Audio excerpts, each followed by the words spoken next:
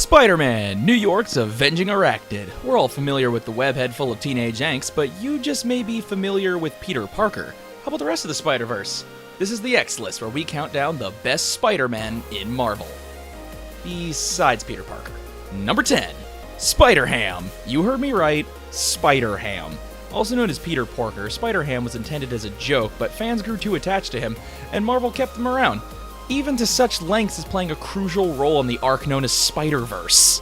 Number 9, look out New York and say hello to India.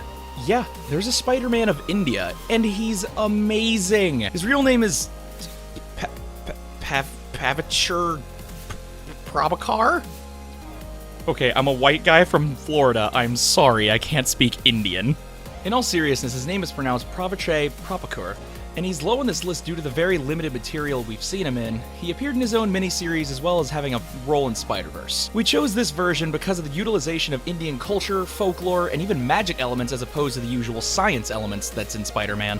Number 8, Spider-Girl. She's not just a gender-bent Spider-Man, so don't get it twisted. Spider-Girl's real name is Mayday Parker, and in an alternate reality, she is the daughter of Peter Parker and Mary Jane. In this universe, Peter is retired, and his daughter inherits his spider powers, and it's up to her to keep the crime down once like her father did. It retains the classic fun and lightheartedness of the original Spider-Man stories that we all know and love. Number 7, The Scarlet Spider. Ben Reilly was first introduced upon the confusing arc known as the Clone Saga. In this, Peter is cloned and Ben's a product of this. Ben utilizes his spider abilities by taking on the identity of the Scarlet Spider, and was one of the best things to come out of the Clone Saga. What makes the Scarlet Spider even better is that he later upholds and takes on the Spider-Man mantle. It's just pretty cool altogether. Number 6, Superior Spider-Man. We chose this one on a bit of a technicality. Though it is Peter Parker, it isn't really Peter Parker. Allow me to explain. Dr. Octopus took over Peter's mind and body in the arc known as Superior Spider-Man. In doing so, Doc Ock wanted to prove that he could be even better than Peter. Be better Spider-Man than Spider-Man. Though he proved himself more efficient and tactile than Peter, he wasn't able to match Peter's morality and heart.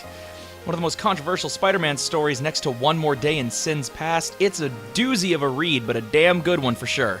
Number 5, Cain. What started out as one of the worst things to come out of the Clone Saga, Cain developed into being one of the greatest villain-to-hero stories in comics. Cain is a formerly failed clone of Peter that started as a malicious villain that would burn people's skin, leaving scars primarily on their faces. Each scar he left was biblically referenced as the Mark of Cain. He later was healed of his deformities and bent on redeeming himself as the new Scarlet Spider.